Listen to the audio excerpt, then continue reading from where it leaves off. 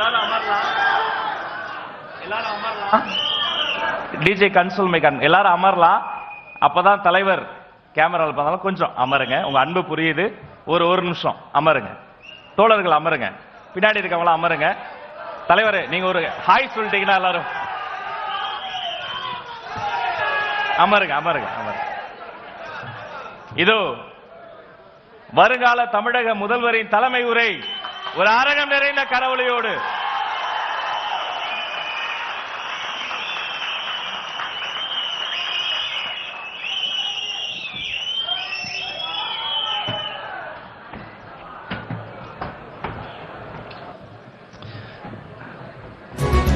இந்த கூட்டத்தில்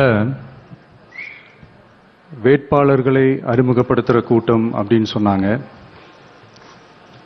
ஆனால் என்னை பொறுத்த வரைக்கும் இது நம்ம மக்களுக்கான காப்பாளர்களை அறிமுகப்படுத்துகிற ஒரு கூட்டம் அப்படின்னு தான் இதை நான் சொல்லணும்.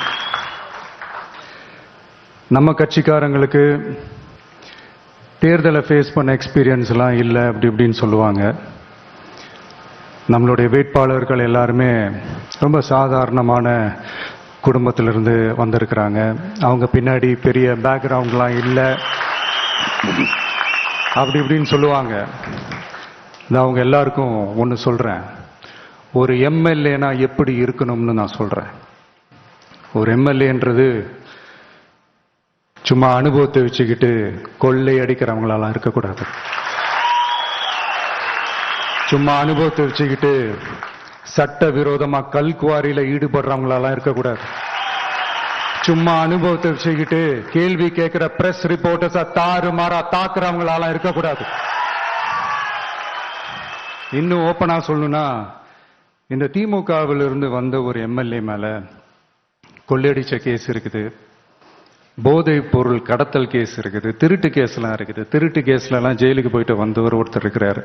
நீங்க கூட யோசிக்கலாம் அவர் யாரு அப்படின்னு. நீங்க யோசிக்கலாம் அந்த எம்எல்ஏ யாருன்னு உங்களுக்கு யோசிக்க தோணும். இன்னொரு க்ளூ வேணா நான் தரேன். அந்த திருட்டு கேஸ்ல உள்ள போயிட்டு வந்தவரை யாருக்கு எதிராக இந்த திமுக தேர்தலில் நிக்க வச்சாங்க தெரியுமா?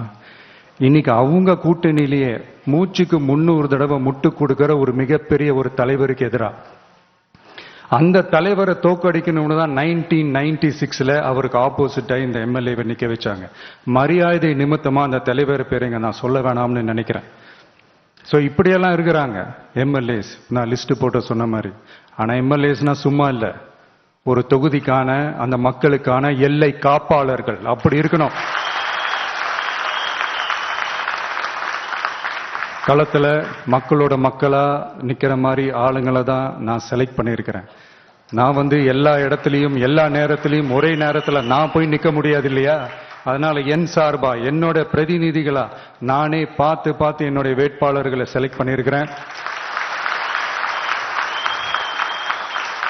நம்மளுடைய அக்கா, நம்மளுடைய தங்கை, நம்மளுடைய அண்ணா, தம்பி அப்படின்னு சொல்லி நம்மளுடைய வேட்பாளர்களை செலக்ட் பண்ணி இன்னைக்கு உங்க முன்னாடி நான் ஒப்படைக்கிறேன். மக்களே, அவங்கள எம்எல்ஏ ஆக்க வேண்டியது உங்களுடைய பொறுப்பு.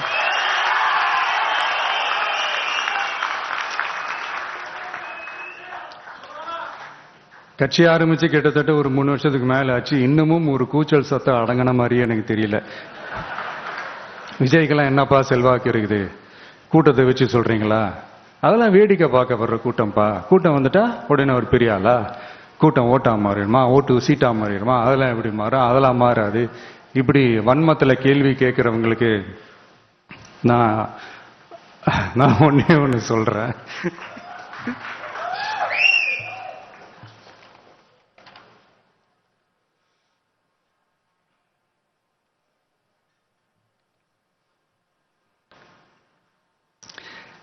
இந்த தேர்தல் எல்லாரும் சொல்ற மாதிரி தேர்தல்லாம் கிடையாது. இது இருமுனை போட்டி மட்டும்தான்.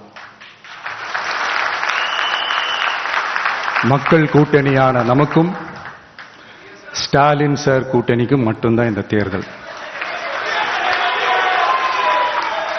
அதனால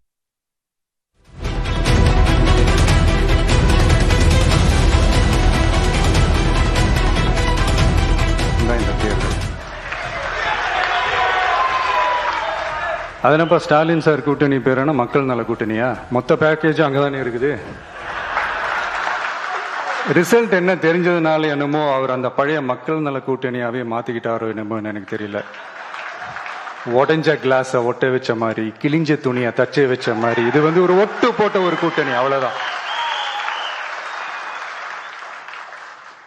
அதனால நீங்க ஆல்ரெடி டிசைட் பண்ணி வச்சிருக்கிற மாதிரி உங்களுடைய ஓட்டை சிந்தாம செதறாம நம்மளுடைய டிவிகே வேட்பாளர்களுக்கும் நம்மளுடைய டிவிகே விசில் சின்னத்துக்கும் தயவு செஞ்சு ஓட்டு போட்டு. இப்ப நம்மளுடைய வேட்பாளர்கள் எல்லாரும் நான் சொல்றதை கொஞ்சம் ரிப்பீட் பண்ணுங்க. மக்களுக்காக, மக்கள் பணிக்காக மட்டுமே நான் இந்த தேர்தலில் போட்டியிடுகிறேன். நான் ஜெயிச்சு வந்த பிறகு மக்கள் பணத்தில் ஒரு பைசா கூட தொடமாட்டேன்.